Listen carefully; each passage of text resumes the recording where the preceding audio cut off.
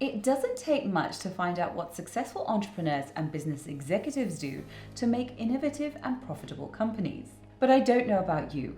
I often find it more helpful to know about all the things they avoid doing, things that are like kryptonite to Superman, the activities that are poisonous to the well-being of any business.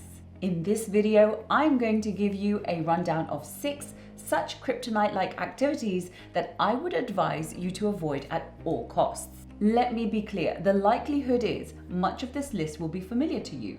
I certainly know that in the last 12 years of business, for me there have been definite moments where I have had to put my big girl boots on and climb myself and my business out of a few messy situations due to one or more of these items on this list. As with many such things, the earned experience of navigating through these waters has given me a stronger business head, and so I'm eager to share it with you to help you prevent some of the inevitable heartache that comes with running a business. First things first, not knowing how your business will end, otherwise fondly known as the exit strategy. Starting with the end in mind and knowing how you're going to end your involvement with your business can be one of the most powerful realizations you can have. It's something about knowing how it will all end that distills all your ideas and helps you think clearly. Without realizing it, you end up reverse engineering your business to get you to that point faster and often down the path of least resistance,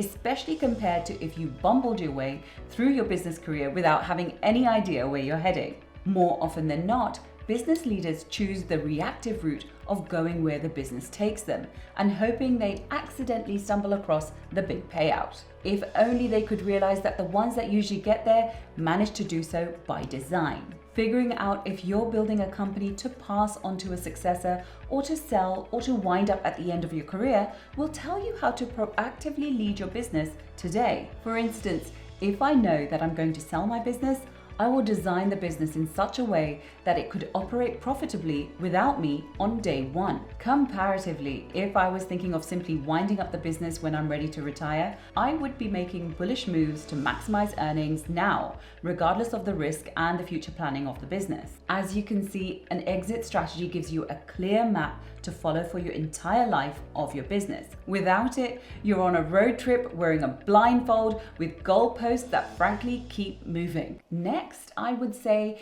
is not tracking the reality of your finances, especially your cash flow. Let's be clear, there is a difference between profit and cash flow. Cash flow is how much money is going into and out of your business at any given time. That is the payments you are receiving minus the payments you are making equals net cash flow. Profit, on the other hand, is how much financial gain your company is making on the products or services it is selling. That is, sales minus fixed and variable costs equals net profit. If you're bringing in more money than the cost to run your business, you are making a profit. The thing is, it is possible for you to be in business and be profitable, but be in negative cash flow. So much so that you are unable to pay suppliers or even employees. And this is the part that is the business kryptonite.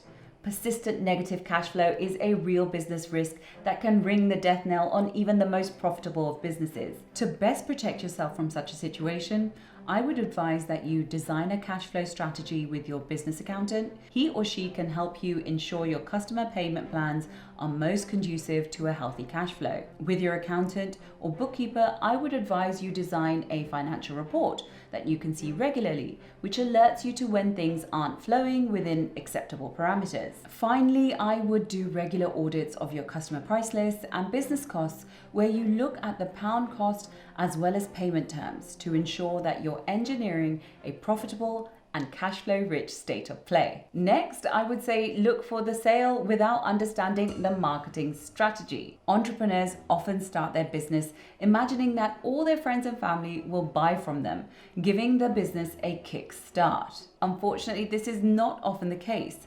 You need to have a strategy for sales and marketing. Find out who your ideal customer is and then teach them why they need your service or product. There is no way around it. You have to market your new brand and tell the relevant audience about it. Saying that, many small business owners prefer the old marketing model, print, TV, radio ads, focusing very little or not at all on the online environment. Don't get me wrong, I get it. The world of digital marketing with its SEO and social media marketing is a very scary space to navigate if you don't know what you're doing.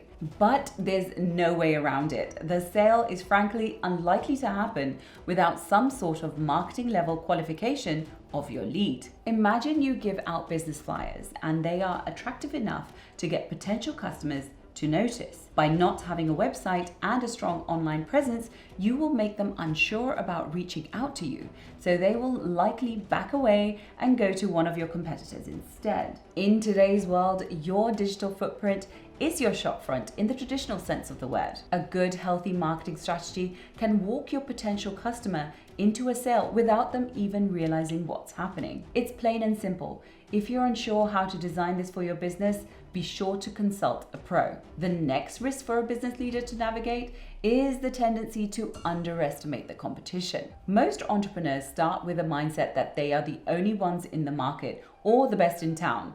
The irony is they usually get to this conclusion by ignoring what's actually out there and what their competitors are actually doing. Realizing that you have competition around you and taking a beat to conduct a proper competitors analysis is the best way to combat the intense competition and become a market leader. The thing is, as much as you are leading a living and breathing business, so are your competitors. A competitor analysis at one point in time might not stand true a year or two later when your existing competitors have redesigned their approach too, and new players with disruptive concepts have entered the marketplace. So there's no way to avoid it. Stop. Take a beat and look around. What's happening in your marketplace today? The next business kryptonite to avoid is falling victim to analysis paralysis. Attempting to find the perfect idea or make the perfect decision can paralyze you into inaction and is a serious shortcoming for many CEOs. The mentality that you can never have enough data will only hold you and your company back. The thing is, there is no such thing as a $1 million idea. Instead, it's the people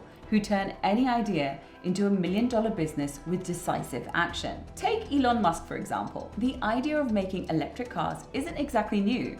It's actually been around since the 1830s. It's the way he puts theory into practice that has taken Tesla from being ridiculed on Wall Street to the world's most valuable car manufacturer. Finally, and my most hated business kryptonite activity is making yourself the business bottleneck. Entrepreneurs wear more than one hat when they start a business. We accept that. Sometimes they forget that in order to grow, they have to give some, if not most, of these hats to other people along the way. This I can do it all faster and better mentality is sinking many entrepreneurs worldwide. Smart leaders do not build companies that revolve entirely around themselves. No one person can be an expert in every facet of a business. Know your specialty and stick to it. Learn to step out of roles that you are not best placed for and make a plan for what that looks like. Who fills this role when you're not there? What does that leave you free to do now? What's your next role that you will be exiting? Empowering those around you once the business is in motion is as important as empowering yourself when you were first launching the business. By doing so, you take yourself out of the equation and let the team drive the business using their skill sets. Trust me, this is a beautiful place to be. You need much more than a great idea to be a successful entrepreneur. Even if you have a brilliant idea for a business, your venture will likely fail if you don't have the resources or knowledge to run it properly. Inadequate marketing, a lackluster business plan, and even the wrong financial monitoring can hinder your business from flourishing. If you have found yourself falling victim to any of these business kryptonite pointers in this video, it's not too late. Apply some entrepreneurial creativity and the grit that I know that you have and lead your business out of the darkness. You've got this, Superman. See you in the next one. Hi, my name's Priyanka and I know you're a business G. If this content is your jam, you're gonna wanna subscribe.